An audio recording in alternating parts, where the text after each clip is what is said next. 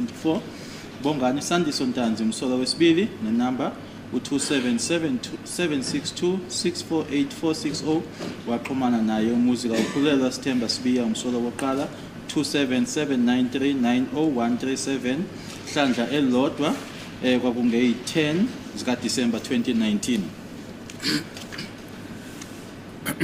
And then, my Lord, it reads as follows. Paragraph, still under Mr. Host, paragraph 8.2.3, Mtobisi Prince Mngube accused 3.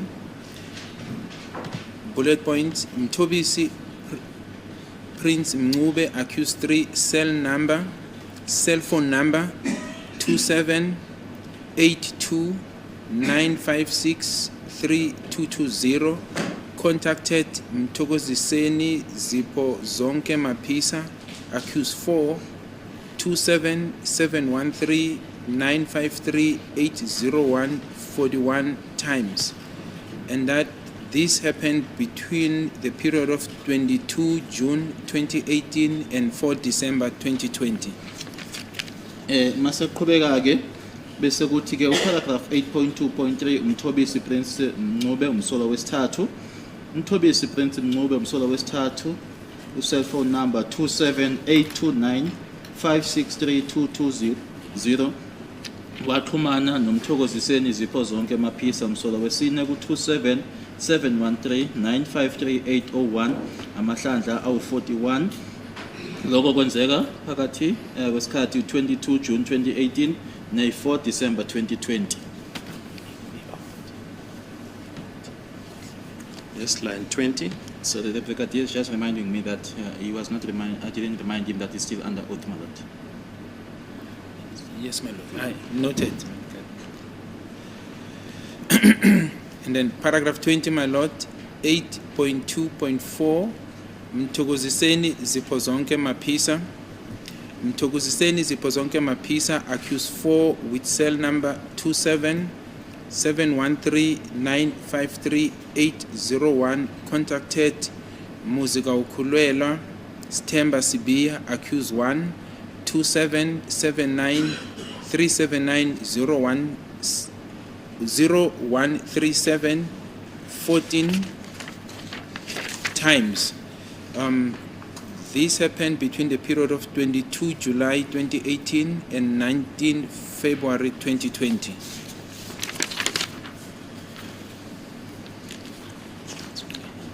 Bese kuthi ke Umthokoziseni Zipho Zonke Maphisa umsolwa wesine nenamba u27713953801 waxhumana nomuzi kaUkhulelwa Sithemba Sibiya umsolwa wokuqala ku27793790137 amahlandla awu14. Lokho kwenzeka ke phakathi kwesikhathi 22 July 2018 ne-19 February 2020. The next bullet point, my Lord, on page 11 of the proceedings of the 20th of May 2020. No, 2024. 2024, my apologies. I'll just put the date again, my Lord. On record is 20 May 2024, page 11. The next bullet point reads as follows. Mthokoziseni Zipho Zonke Mapisa, accused 4, 27713953801. Contacted Sifiso Kule Ntuli. I'm reading it verbatim, my Lord. Ntuli 27715951239 127 times. This happened between the period of 29 September 2018 and 28 October 2020. Bese kuthi ke Umthokoziseni Zipho Zonke Maphisa umsolwa wesine ngenamba u27713533801 waxhumana naye ke uSifo Khule Ntuli 27715951239 amahlandla awu127. Lokho kwenzeka ke phakathi kwesikhathi u29 September 2018 no28 October 2020. Yes. The next bullet point, my Lord, still under Mr. House, reads as follows. Mthokoziseni Zipho Zonke Mapisa accused 4, 27713-953-801 contacted Sifiso Kulentuli, accused 5, on 2782-585-9759 2 times, and this happened on 19 July 2020. Mase siqhubeka ke bese kuthi ngaphansi kwakhe umthokoziseni zipho zonke maphisa umsola wesine ngenamba ewu27713953801 waxhumana naye ke uSifo Kulentuli umsola wesihlanu kunamba ewu27825859759 amahlandla amabili lokho kwenzeka nge-19 July 2020. The next bullet point, my lord, still under Mr. Khos. Mthokoziseni zipho zonke maphisa accused 4, 27713-953-801 contacted Mtobisi Prince Mncube accused 3, 27829563002 48 times. On the next page it says this, and this happened between the period of 16 July 2018 and 2 March 2021. Masiqhubeka ke ngaphansi kwakhe ke uLieutenant Colonel Khos umthokoziseni zipho zonke maphisa umsola wesine number 27713-953-801 waxhumana naye ke umthombisi Prince Mncube umsola wesithathu ku27829563002 amahlandla awu48 lokho ke kwenzeka 16 July 2018 nange-2 March 2021. Then, my lord, the next bullet point, Mthokoziseni zipho zonke maphisa accused 4, 27713-953-801 contacted Muzika Ukulelwa Stemba Sibia accused 1, 27837106297 1 time, and this was on the 19th of February 2020. Mthokoziseni zipho zonke maphisa umsola wesine 27713-953-801 waxhumana nomuzika ukhulelwa Stemba Sibiya umsola wokuqala ku27837106297 ihlandla elilodwa kwenzeka nge-19 kaFebruary 2020. The next bullet point, my lord, it's Sifo Kulentuli accused 5,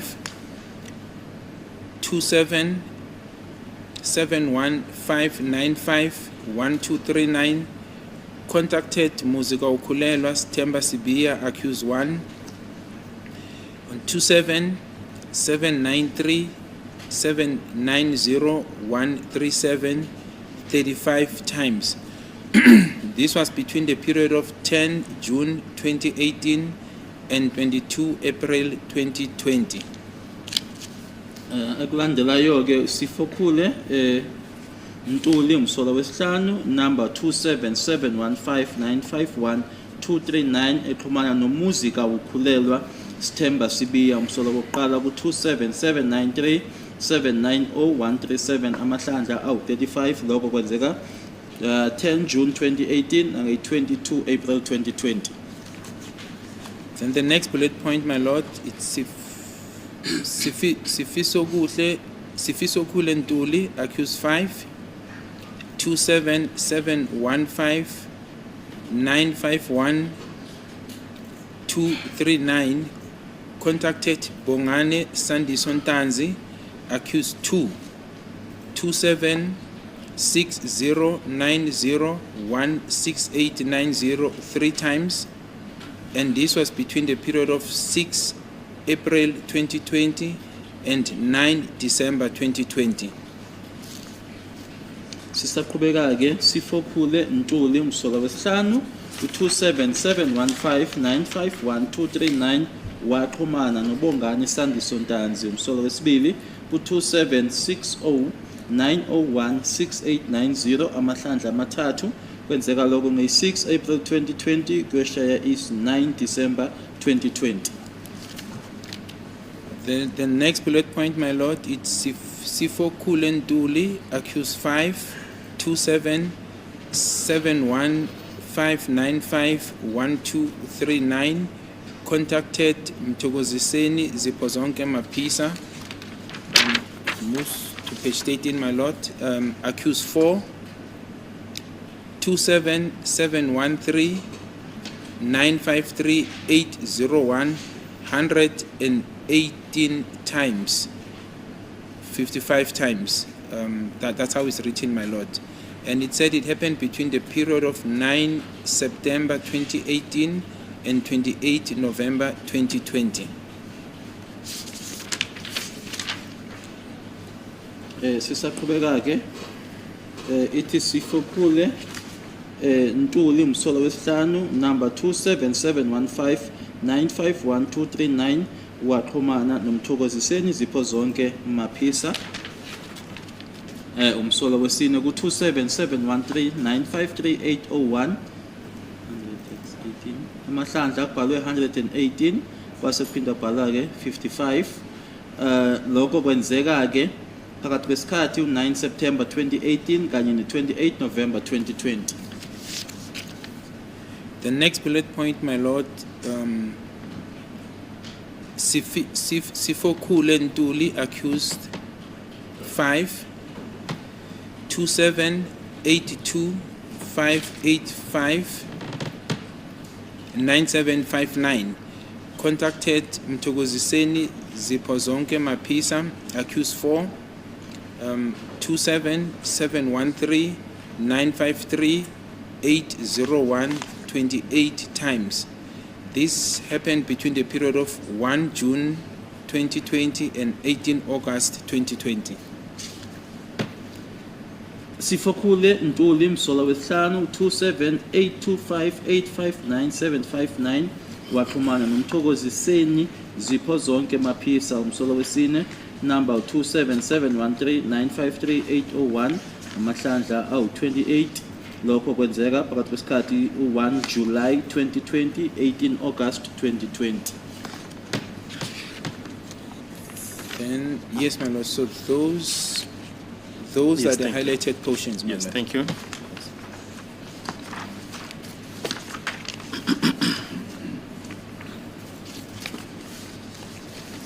If I may refer you to Exhibit S, Annexure C, Exhibit S, Annexure C. These are the downloads of the phone that is associated with accused number 3, Yes, my lord. in respect of which Sergeant Mabaso testified. Yes, my lord. If I can ask you to put the information, this is the phone book of the phone of accused number 3. If I can ask you to go to page 10, index number 9.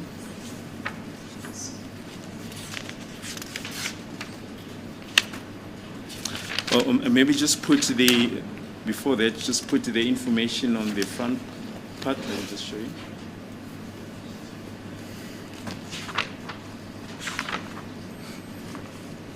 On page 3, just put that information, the case reference, and the other relevant information that is highlighted. Yes, my lord. So the case reference on page 3 of this exhibit reads case reference Cleveland case 96/02/2015. Suspect Mtobisi Gadla Mncube, and then contact number 0727668169. Requester Sergeant Masondo. Imininingwane ebhaliwe ke lana mshushisi ngicela ke ukuba ngikutshengise uexhibit S ama downloads ke ifoni ehlanganiswa naye ke umsolwa wesithathu lana ke ubhalwe ke i-reference noma iliphi ke icala ekhulunywa ngalo Cleveland case 9602 2015 okay umsolo ke kwabhalwa umthobisi Gadla Ncube inumber 0727668169 owenza ke isicelo noma ke owacela ukuthi kwenziwe ke lokho uSergeant Masondo. Thank you. You can go then to page 10, index number 9.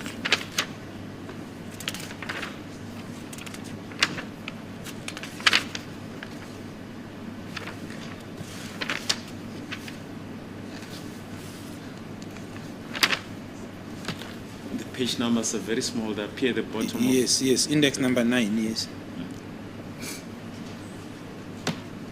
Yes, so index number 9, my lord, says name Mfoka Kumalo and telephone it's +2772 +2772 3995787. That's index number 9, my lord.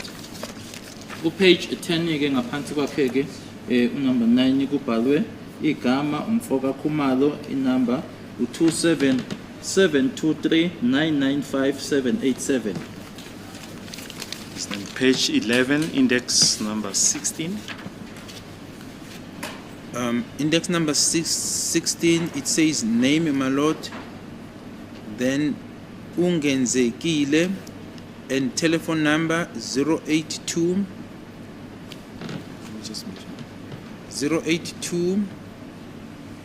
2550728. Bese kuthi ke ku page 11 ngaphansi ke number 16 igama ugezekile inumber 0822550728. Yes, then page 29. Have you placed the information on page 12? Sorry. Page 12, index 25. No, I've not placed Okay. page index Page 25. 12, Yes. index 25. Yes, index 25 reads as follows: name Mshanantuli Vo, telephone +27715851239. Yes, 1239, correct. Bese kuthi ke ku page 12 number 25 kubhalwe ke Mshana Ntuli Vo inumber 027715951239. It's page 29, index 197.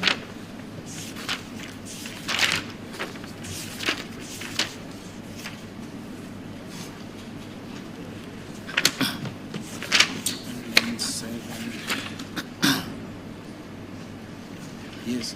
So, index 197, my lord, the name says Ngani, telephone +2771 507 3517. Kuyena ke page 29 number 197 igama kubhalwe inkani inumber 27715073517. Thank you. Now, Brigadier Gininda, you were able to identify the names that are mentioned in the confessions of accused number 2, the 2 confessions. That is correct, my lord. Ushilo ke Brigadier Gininda manje ke amagama ke wakhona ukuthi manje uthole ukuthi ke obanike lawo magama noma awobani lawo magama abhaliwe ku statement noma ke kugonyuluka sako ukugonyuluka sikamsolo wesibili yebo kuyiqiniso. And you testified that these are the accused before court. That is correct, my lord. Uthulile ke ubufakazi wathi ke ibona ke abasola laba phambi kwenkantolo yebo kuyiqiniso. And it was established via Lieutenant Colonel Stein and later Lieutenant Colonel Hose that there was this communication amongst the accused. That is correct, my lord. Kwatholakala ke qala ke yena ke uLieutenant Colonel Steyn kwase kulandela yena ke uLieutenant Colonel House ukuthi ke kwakhona ke uxhumano kwakukhona phakathi kwalabasolwa yebo kuyiqiniso. Now, except for these communications, was there any other evidence against the accused? Yes, my lord. So with regard to accused 1 and 2, it's the confessions, my lord, that were obtained. Ngaphandleni ke kwalokhu kuxhumana ke kwatholakala phakathi kwabasolwa ke kwakukhona yini obunye ubufakazi yebo kummangalela noma kumsolwa wokuqala nowesibili ke kwakuyitatimende ke la abagonyuluka khona ke. Accused 3, it's in relation to the firearm that was linked to the bullet that was found at the crime scene, and that firearm is the one that was found in the possession of the accused under Cleveland case 96/2/2015. Kumsolo wesithathu ke kwakuyisibhamu ke leso esasitholakala kuyena ke umsolo wesithathu ngaphansi ko Cleveland case 962/2015. Isibhamu kwatholakala ukuthi ke isona ke esadubula inhlamvu le eyatholakala kwindawo yesigameko. My lord, accused 4 and 5, but in fact all the accused were then linked by witness statements that are obtained, including the statement of Constable Zungu that links all the accused to this offense before court, to this matter before court. Bese kuthi ke umsola wesihlanu nowesine phofu bonke ke abasolwa ke bafakwa izitatimende zofakazi kanye futhi ke naso istatement sakhe ke uConstable Zungu.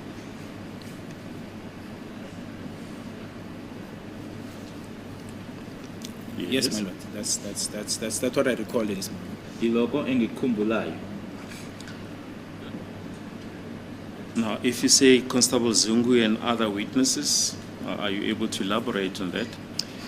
Yes, my lord. There are statements that I've obtained. I'm just not sure if those witnesses have testified. But during the course of the investigation, before Constable Zungu's statement was obtained, there were statements obtained which linked all the accused in this offense collectively, from accused 1 to 5, and then those statements are in the docket. That is now other than the statement of Constable Zungu.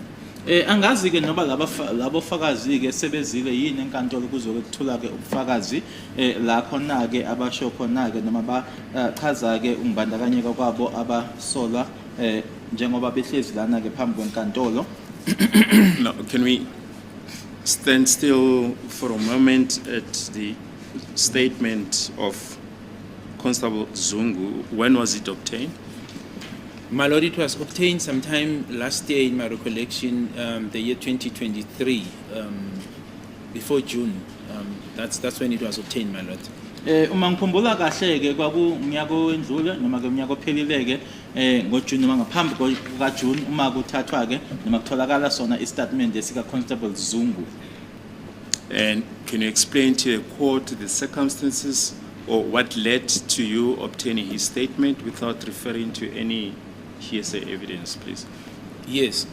So during the course of the investigations, my lord, that is now after, during the course of the investigation of this matter, the name of Constable Zungu came up as a person who was present at the hostel on the 26th of October 2014. So it came out during the course of the investigations when I was interacting with other witnesses that I've referred to who dispose affidavits.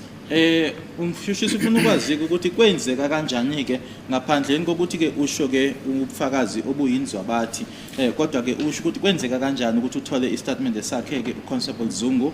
Ngisaqhubeka ke ngophenyo noma ngenza uphenyo igama lakhe uConstable Zungu laye lavela ke noma ke lashiwo ke nanjengomunye wabantu noma ke umuntu owayekhona ke lapha ehostel nge-26 zika October 2014.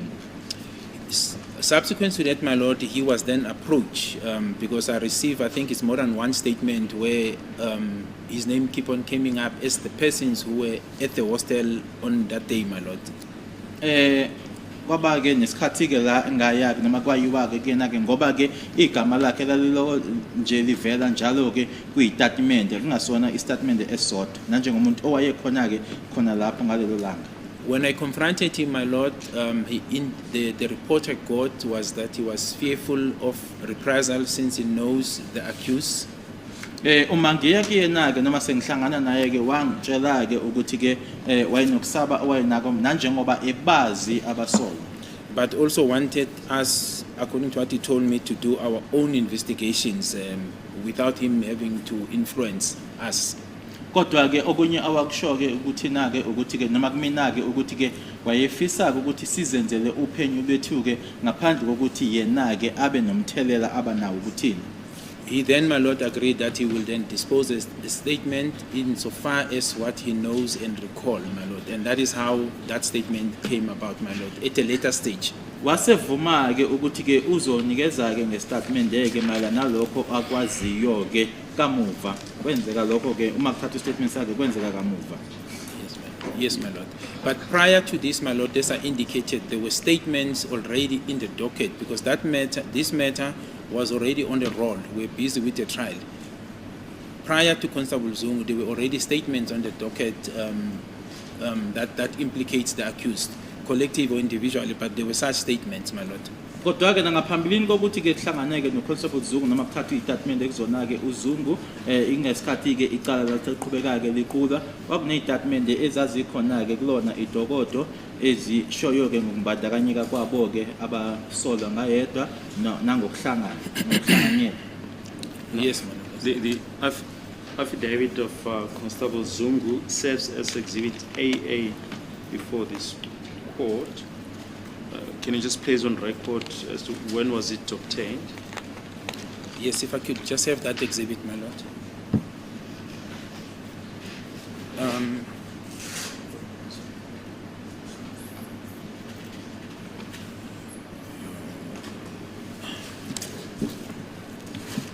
Can just.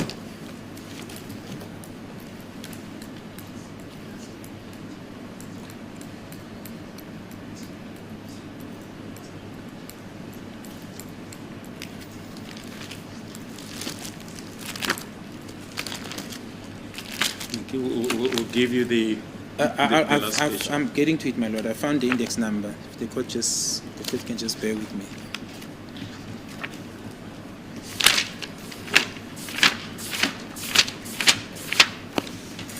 So it is dated, my lord. That is the statement of Constable Zungu. It's commissioned on the 31st May 2023 at 1300 hours. It was commissioned by me, my lord. Istatement ke sakhe uZungu sikhombisa ke ukuthi uma ngabe sesibekwa ke stamp noma lokho kuphicelezwe kubizwa ukuthi ucommissioner kwakungeyi31 zika May kunyaka ophelile 2023 isikhathi ngo1 1300 kwakuyimina futhi.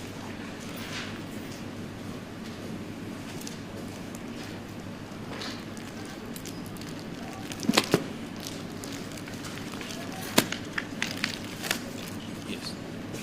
Thank you.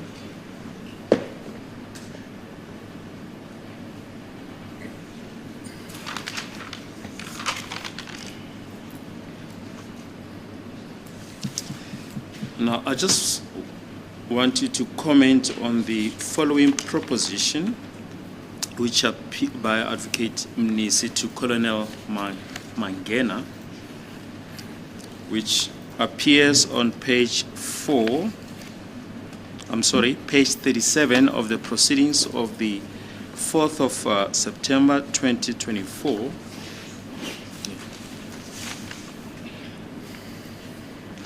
And the response of Colonel Mangena appears at page 42, lines 8 up to about line 16. The proposition is from line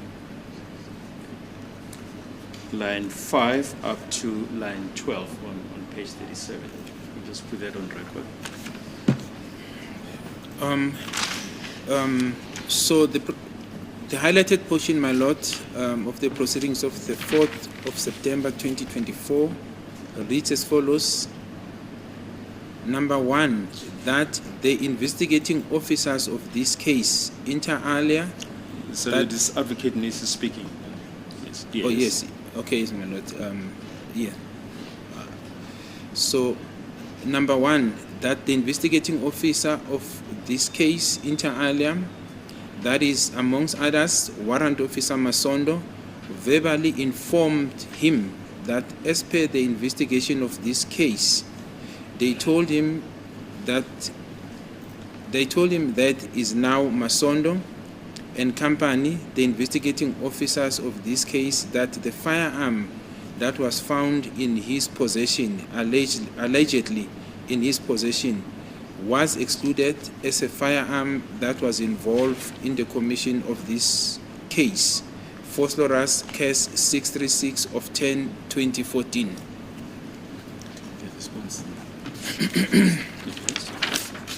Okay, then on page 42 of the same proceedings, my Lord, under Colonel Mangena, my Lord, I have explained how I've worked, as I said,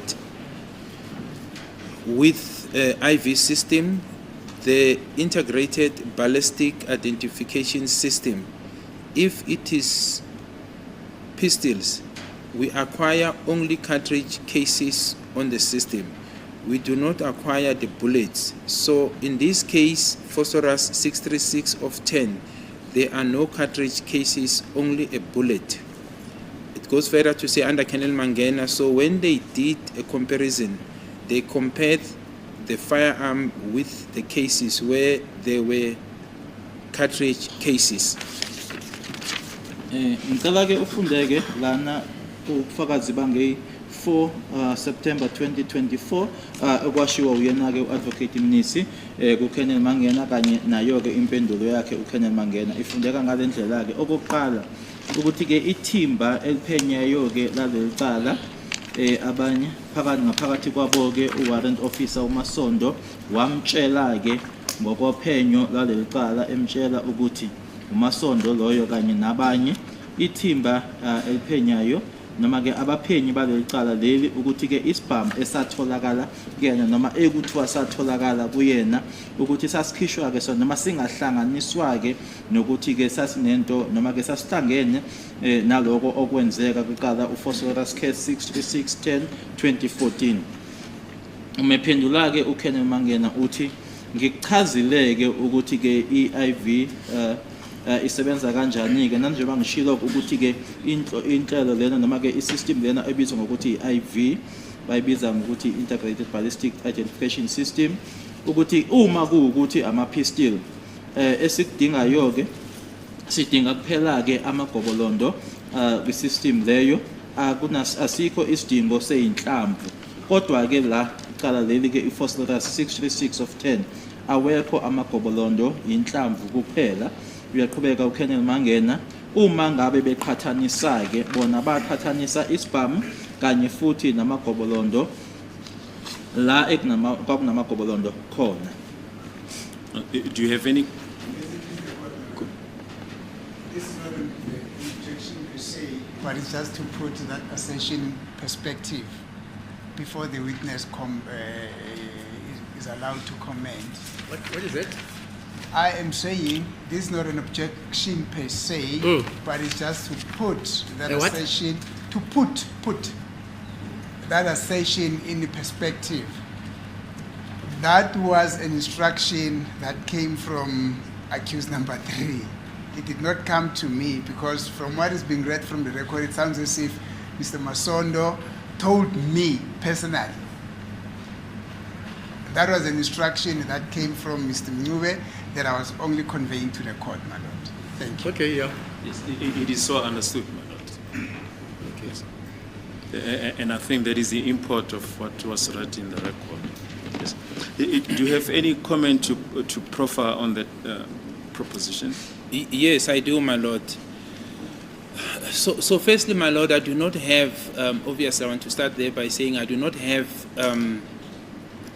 confirmation as to whether this indeed was said by Sergeant Warrant Officer Masondo, but I will deal with this step by step, my lord. Firstly, it's a proposition, as Advocate Mnisi said, is his instruction. Other than what has been said here, my lord, I do not have the confirmation that he said it. That is the first part, my lord. Okokuqala ke yebo nanjengoba kushiwo ukuthi into ke leyo eyashiwo uyena advocate Mnisi kodwa ke kulena ke anginaso ke isiqiniseko sokuthi ke ngempela uwarrant officer Masondo yiko awakusho lokho. Secondly, my lord, if it was said, it will be highly irregular, and I'll indicate why. Can I proceed? Yes. Firstly, when I inherited this docket, my lord, I do know the list or the investigating officers that were involved in this matter. Warrant Officer Sergeant Masondo was never one of the investigators, my lord. Uma kuukuthi ke lokho kuyiqiniso ke noma kwenzeka ngaleyo ndlela ke kuzosho ukuthi ke ngesiyona ke indlela noma akwenzekanga ke ngendlela ke ekuyiyona ngoba ke uma sengithola ke icala leli ke ngathola futhi ngabe ngazi ukuthi kwakuwobani kwakuwabaphenyi becala lelo uwarrant officer noma uSergeant Masondo wayengasiyena omunye wabo.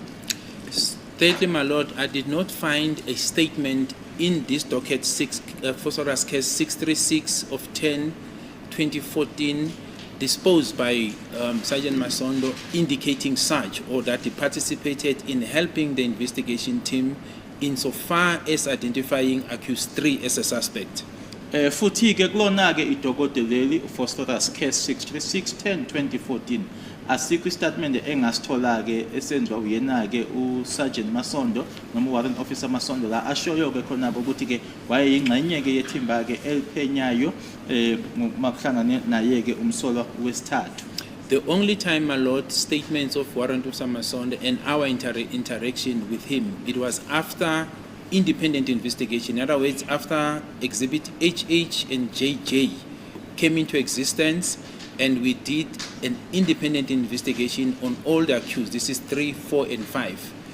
On that investigation, my lord, in relation to accused number 3, then cases, and that includes Cleveland case 96 of 2/2015 came into existence, and subsequently Sergeant Masondo then came into the picture with Constable Zungu.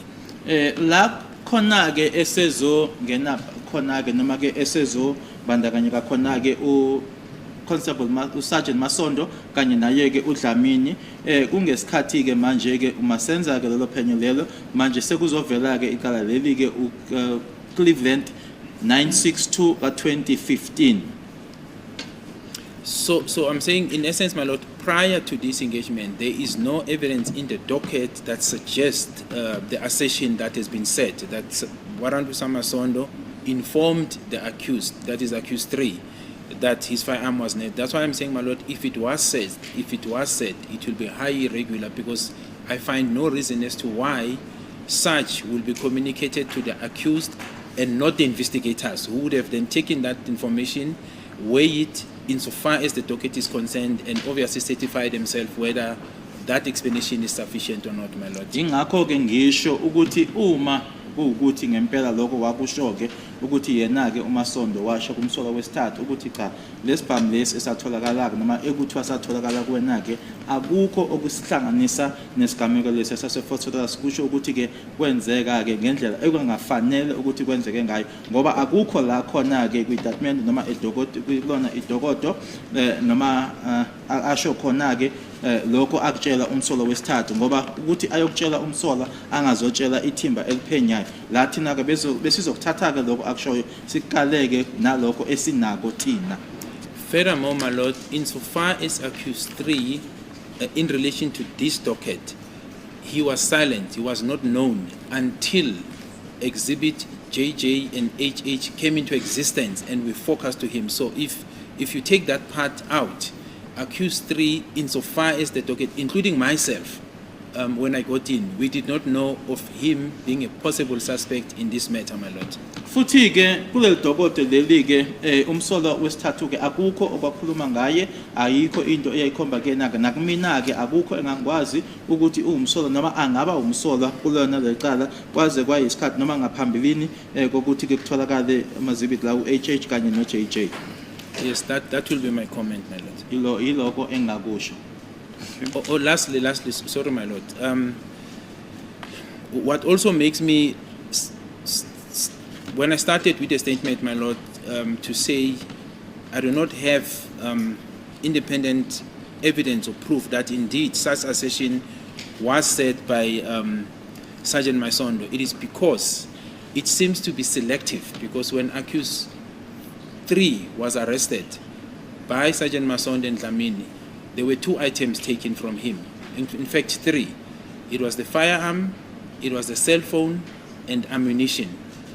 The cell phone, which contains the contents of the photos that we dealt with in this court after the downloadings, were not mentioned. So it will be ironic that if indeed, because Sergeant Masondo is a police officer, you would expect if indeed said that, he would have taken the entire complaint or information to the investigators, his colleagues, and say, this is what we have, this is a person that we think is a suspect in your matter, or look into it. So the contents of the phone, insofar as the assertion that I'm being told, are not mentioned, my lord. Futhi ke uma kuukuthi ingakho ke ngiqale ngokuthi ke uma kuukuthi wakusho ke lokho uMasondo, ngoba uMasondo ke iphoyisa ukuthi ke akhethe lokhu noma ke akhethe ukusho lokhu okumayelana nesibhamu ke, kodwa ke akusona kuphela isibhamu esatholakala kuyena ke umsolo wesithathu, ngathi eboshwa uMasondo kanye naye ke uDlamini kwakuyisibhamu kwaku i-cellphone kanye futhi ke nezinhlamvu. Futhi ke manje leyo cellphone leyo yile ekwatholakala kuyona ke izithombe lezi ebeyitshengiswa khona la enkantolo. Manje ke ukuthi akhetheke manje akhethe isibhamu kuphela ke kunokuthi ke eze ke kwithimba ke liphenyayo athi yiloko esikutholile, sicabanga ukuthi ke lo msolo wakhe umsolo wakhe obandla kanye noma ke angaba umsolo wakhe kwicala leli. Yes, my lord, that's what I can comment on. Yiloko engakusho. You also yesterday testified that Exhibit G1, the section 205 of the accused phone for the period 23 October covering the period 23 October 2014 until 25 January 2015 only came to attention when the state consulted with Ms. Pinky Faithillingham. Indeed, that is true, my lord. I was not aware of them. It was never brought to my attention. We did not know that exists, my lord. As I said, that's why I said earlier, when we tried to establish the link, we could go insofar as 2018 when we applied for the 205, 2018, 2019, because we're now guided by the 3-year window period with the service providers. We could not go to the relevant date of this offense, which is the 26th of October 2014.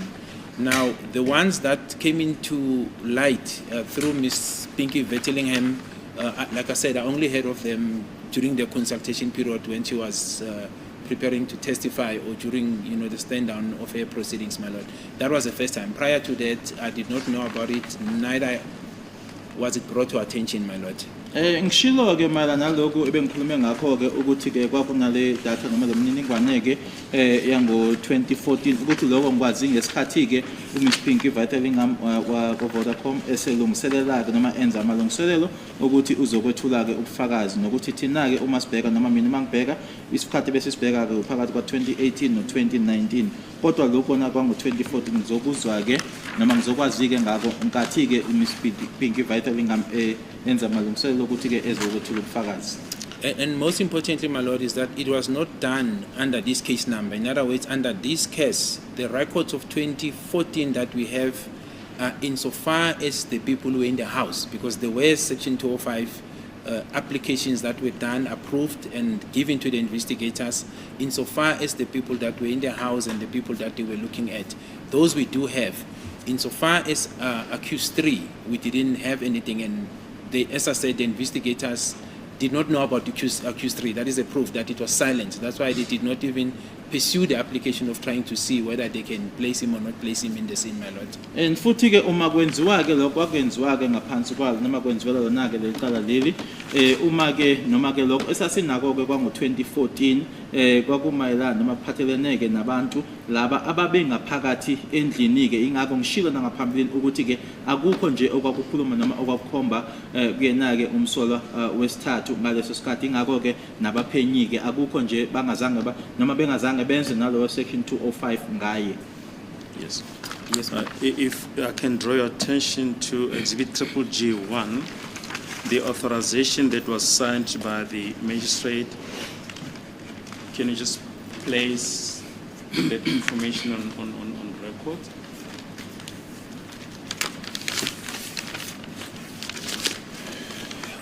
Yes, my lord.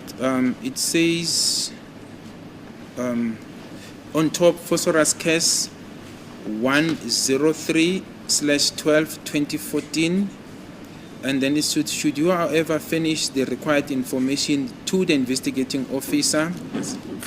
Just read everything from the top. Yes. Yes, I'm reading from the top, Yes, my lord. thank you. From the top. And I'm starting by saying it. That's how it starts. Phosphorus case 103/12/2014. Then the next sentence, it says, should you, however, furnish the required information to the investigating officer, to wit, the Detective Constable Dlamini, before or on the 15th day of April 2015 at 41 Guy Gibson Avenue, Ereton address, to the satisfaction of the said prosecutor, you will not be obliged to appear before the said court on the said date. Then it says, failure to comply with this subpoena is a criminal offense, and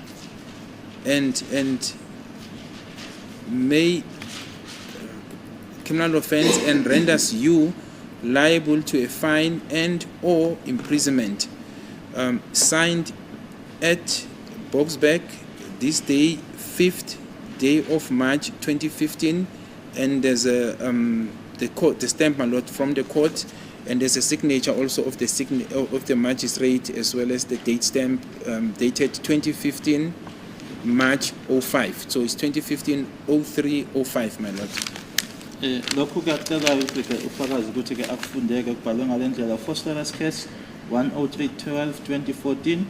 Uma kuwukuthi-ke unganikezela noma ungandlulisaka ulwazi lolu kuyena-ke umphenyi wecala u-Detective Constable Dlamini ngaphambi kwazo noma ngalo usuku lolo lwange-15 ku-April 2015 41 Guy Gibson Avenue, Ereton, i-address noma ikheli lelo. Lokho-ke ukwenza-ke noma-ke kwenemise noma-ke agculiseke-ke umshushisi, angeke-ke kube sibe khona-ke isidingo sokuthi-ke uzobingelela-ke imantshi noma-ke uveleke phambi kwale nkantolo ngalelo langa lelo. Uma-ke ungakwenzi-ke lokho, wazi-ke ukuthi-ke sekuyicala-ke lelo uzobe uyalenza, futhi-ke usengakhokhiswa-ke inhlawulo-ke noma-ke lokho kubizwa ngokuthi-ke i-fine, noma-ke futhi uvalelwe. Kwase kuyasayindwa-ke khona e-Boxback, i-date ithi nge-5 ku-March 2015. And the Constable Dlamini who's referred to in the authorization, who is it? He is one of the members who were present when accused 3 was arrested. I believe, my lord, he also came to testify because he was present when accused 3 was arrested insofar as Cleveland case 96/2015. Manje-ke u-Constable Dlamini lo ekhulunywa ngaye lana ubani-ke? Constable Dlamini-ke omunye-ke kulabo ababekhona noma-ke wayekhona-ke uma kwakuboshwa, futhi ngicabanga futhi-ke ngikhumbula ukuthi-ke wayelezileke nala inkantolo ezokuthula ubufakazi. Wayekhona uma ngabe-ke umsolo wesithathu eboshelwa lona-ke icala lela lase-Cleveland 962 ka-2015. And what is the case ID under which the Section 25 information was finished In respect of this exhibit? Yes, it is phosphorus case 103/12/2014, my lord. The case ID at the bottom of the Section 25s.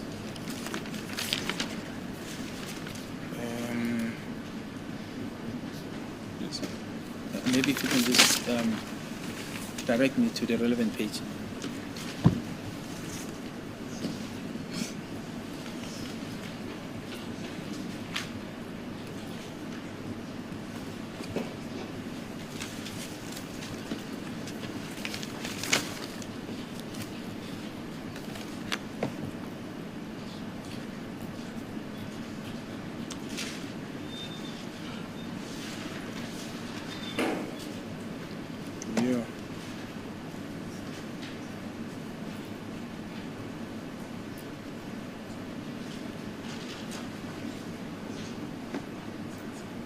So the case ID, my lord, is 577930. So case ID 577930. La ebhalwe khona ke case ID u577930.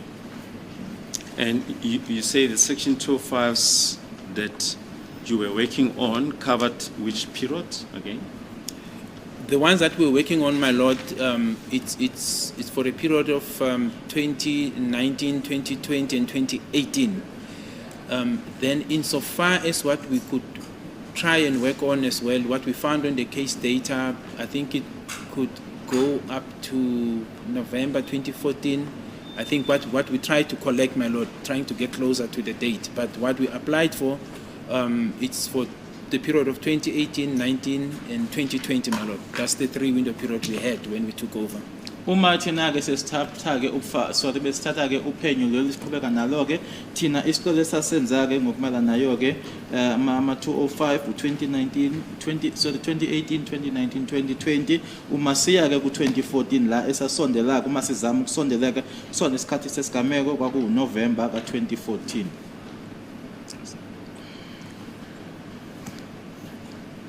And the case ID for the section 205s for the November 2014 period, as far as you could remember, was it the same case ID as the one that you've just placed on record? No, it wasn't. This particular one was covering the actual date, my lord, when this incident happened. And if we obviously had side of it or knowledge, we would have really focused on it because it was relevant for this matter.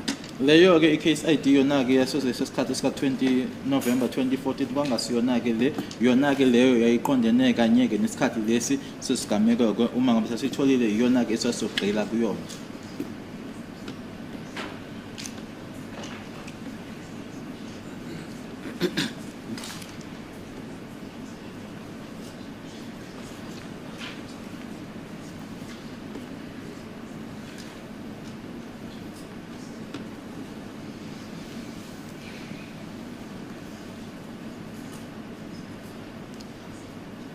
We're just going to request you to put the case ID, your case ID on record.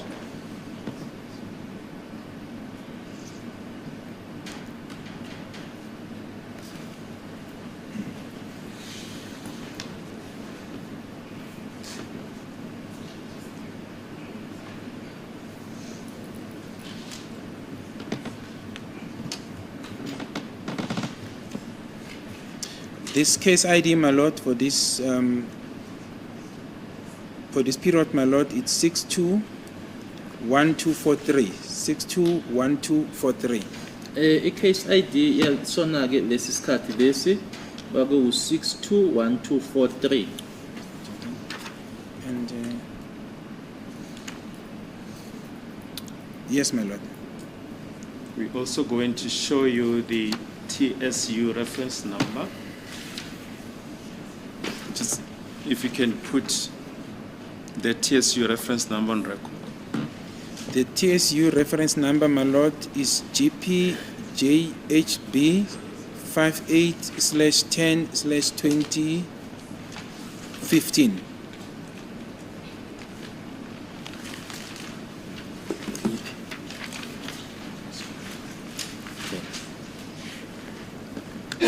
I-reference number ibizwa ngokuthi ke ye-TSU uGPJHB 5810-2015.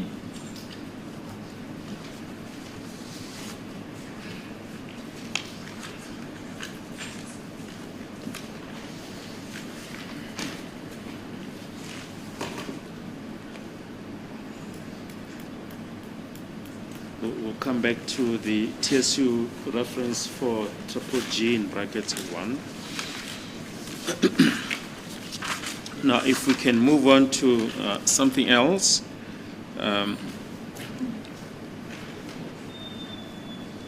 Mr. Mgomozulu put the following proposition on record during the proceedings of the 28th of August 2024.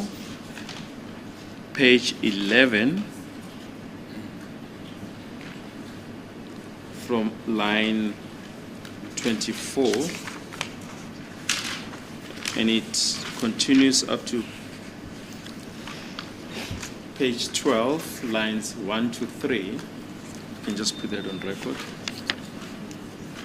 My Lord, yes, the proceedings of the 28th of August 2024, line 23 reads as follows. Longwe Twala shot himself on the leg. Who's speaking? So it's Mr. Mgomezulu, my Lord. Yes. On the proceedings, yes, under Mr. Mgomezulu.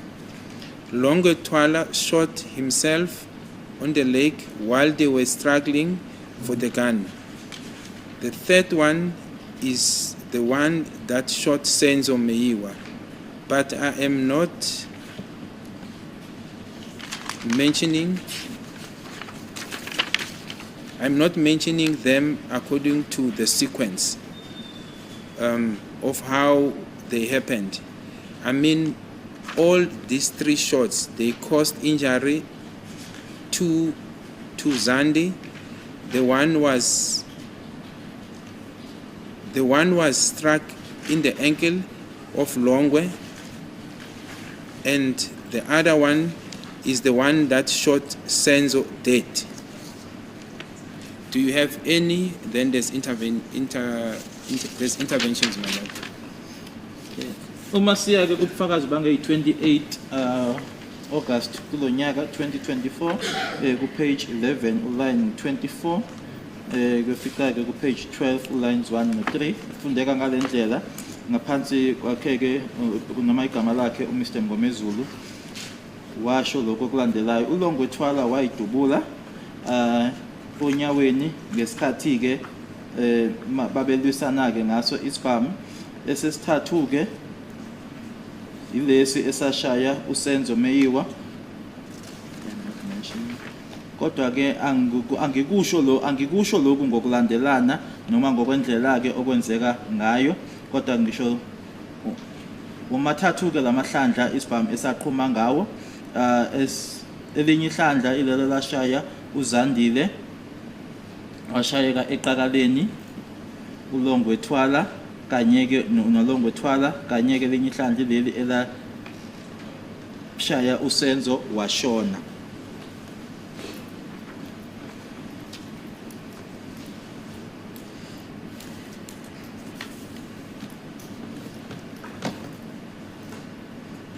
Thank you. We'll refer to another portion where it says he sought medical treatment from one Dr. Mbatsani, who's, according to the proposition, has since unfortunately passed on. Yes.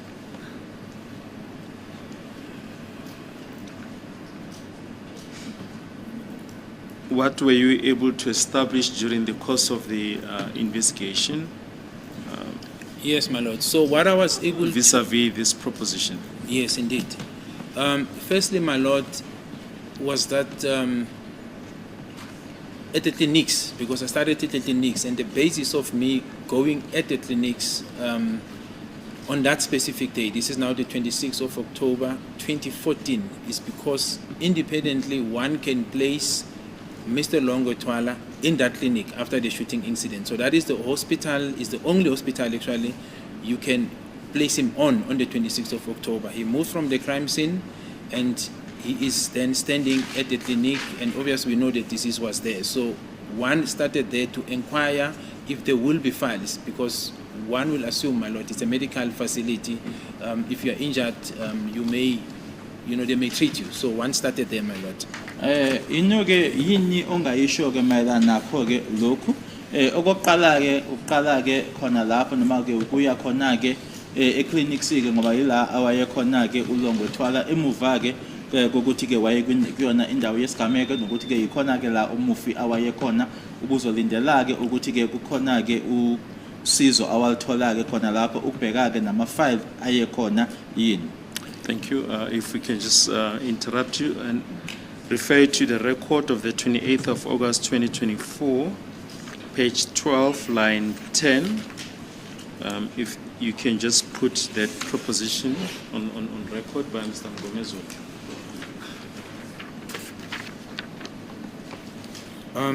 Yes, my lord. The proceedings of the 28 August 2024, line 10, Mr. Mgomezulu. Longwe after that incident, then that wound became septic, and he went to a doctor, the late Dr. Mbatsane, who referred Longwe Twala to Dr. Mudise in Rand Hospital, where a bullet was taken from Longwe's foot. That's Yes, the thank you. assertion. Yes, thank you. You can. Gate 22 August 20 ngonyaka lonyaka 2024 Mr. Mgomezulu ke ulongwe ke emuva kwaso ke leso sigameko leso wabeseya ke udokotela ongasekho noma sewashona ke udokotela uMbatsane yena ke owamthumela ke ulongwe Twala kudokotela uModise kwisibedlele iRand la khona ke inhlamvu yakhishwa khona ke onyaweni lukaLongwe. Yes, my lord. So yes. So now, so unfortunately, then, my lord, there were no records that could be found of 2014 at that clinics. Akukho ke okwatholakala ke kwa 2014 noma ke ama record atholakala ka 2014 lapho kule clinics. Same with this Rand Hospital, my lord. We followed suit and tried to find this Dr. Mudise and Dr. Mbatsane, my lord. Also, there were no records that one could find to confirm such. Nala kulesi sibhedlela esibhaliwe ke khona lana ke isibhedlela lesi iRand noma ke iRand Hospital sileke siyobheka ke noma siyofuna yena ke udokotela uMbatsane noma ke uMudise nalapho ke akukho okwatholakala noma ama record atholakala.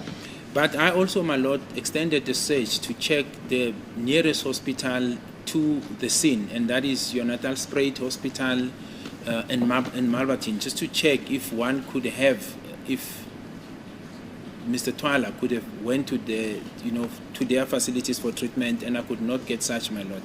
Jonathan Spruit and Malberton. Yes, I could not get the records, my lord, to confirm such. Yes. Nokuthi futhi ke nginwebeke uphenyo loloko nokuthi ke ngizama ukuthi ke ngitholeke ngabheka ke nebhedlele eyiseduze ke khona lapho ngaya kuyona ke iNatal Spruit kanye futhi ke neMalberton nalapho ke akukho engakuthola. But going back, my lord, now to the events of the 26th, there is also no statement in the docket which suggests, whether by the people who were inside the house or the people who were outside, that other than the deceased being shot, there was another person who was injured or shot, be it by himself or by intruders. The only inference of a person being shot on that day and rushed to the hospital is the deceased. Futhi ke uma sengihlehlele emuva ke nakwidokodo ke asikho nesisodwa istatement noma ukuthi kulaba ababephakathi ke endlini noma yilaba ababe ngaphandle ke ukuthi ke ngaphandle kwakhe umufi ukhona omunye umuntu owayelimele ukhona omunye umuntu owashaywa ke isibhamu noma ke inhlamvu ke ngaphandle kwakhe umufi. Further, my lord, there was blood found at the scene. It's also depicted on the pictures, and the linkages of that blood, insofar as the donor goes to the deceased in this matter, there is no other blood that is unknown or that belongs to someone that you could not link. The blood that was found, insofar as the testing, is the one of the deceased, my lord. Futhi ke khona ke kwindawo yesigameko kunegazi elalikhona ke lapho latholakala ke lelo gazi lelo ke igazi ke elihlanganiswa naye ke umufi alikho igazi elinye ekuthiwa ke akaziwa ke umnikazi walo noma lalingahlanganiswa nomunye umuntu. So I'm saying this, my lord, that I could not find supporting evidence, my lord, to support this proposition that Mr. Longwe shot himself. Akukho ke engakuthola okuhambisana noma ke okuhambelana ke nako lokhu ukuthi ke uLongwe wayidubula. Or that he was even shot, even if he didn't shoot himself, that there was he was shot on that specific day, my lord. Noma kuukuthi ke azange ayidubule yena ukuthi nje uLongwe wadutshulwa noma wadubuleka ngalelo langa lelo. I just want to show you Exhibit X in brackets 11. There's the DNA report where references made to blood swap on the TV stand in the house. It's swap number 3 and blood swap number 4 also on the TV stand. Blood swap number 5 in the kitchen tile wall.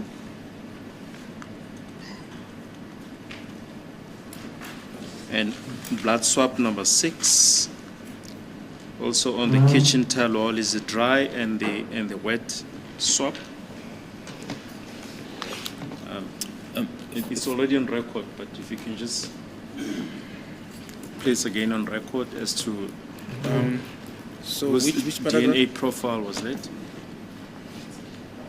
From what number, my lord, Yes. if maybe I can just to make sure I don't reach unnecessary things. It's number 4.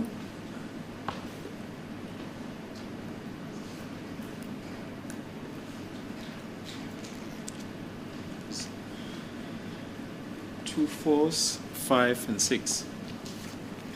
And the results are in the right column. Okay, it says door handle swap, 1 times mixture, epithelial, my lord. I don't Now know. you can just The- place the profile in the right column. Thereby number 4 on the right column. Okay, It just says it includes. yes. Yeah. Blood swap 3, and then the profile says include deceased. Yes. Then number 7, Yeah, no. the first number 4 and then the second number 4. The second number 4, blood swap 4, include deceased, Yes. and then number 6, blood swap Number 5. 6. Number 5. Yes. Okay, it's blood swap 5, not enough DNA. Then 6, blood swap 6, include deceased. Thank you. Thank you. Fundeka ngale ndlela ke imiphumela ke leli ke yolibo futhi noma ke ye DNA number 4 ithi ke blood swap 3 uhlanganisa ke umufi u4 wesibili blood swap 4 ihlanganisa umufi bese kuthi ku number 5 kwabhala blood swap 5 akuna DNA eyanele u6 blood swap 6 ihlanganisa umufi. Thank you. So God, please, my Lord, will this be an appropriate time to take the long adjournment? Just for justification, I heard you speak about Rand Hospital. Yes, correct, my lord. Where did you get that information that Longwe went to the Rand Hospital? It's in the proposition, my lord. Oh, I see. Yes, that Or says is it he a was proposition that he actually went to the Rand to the Hospital? rent. Yes, it was specific, my lord. That is Oh, why I okay. went there. But before I received, because it was brought to me in stages. The first part was that he shot himself. Yeah, right. I then followed where I could place him in the car on the 26th. That is the clinic. Yeah. Then later I was informed by the state advocate, and that's the proposition I read, that he was then taken to Rent Clinic where the bullet was taken, and that is why I followed it up. Inkantolo bifuna ukwazi ke ukuthi lokhu kwase ukuthi ke waya ke eRenda kwisibhedlela saseRenda wakuthola kwikhe lokho kubhaliwe ke khona ke lapho kulobe bekufunda la ila ngishilo ngathi ngaqala ke eclinics kodwa ke kubhaliwe lana futhi nombuso futhi wangitshela ke ngase ngiya khona ke. In fact, my lord, on the proceedings of the 28th of August 2024, paragraph 10, under Mgomezulu, it says, Longwe Twala, after that incident, that wound became septic.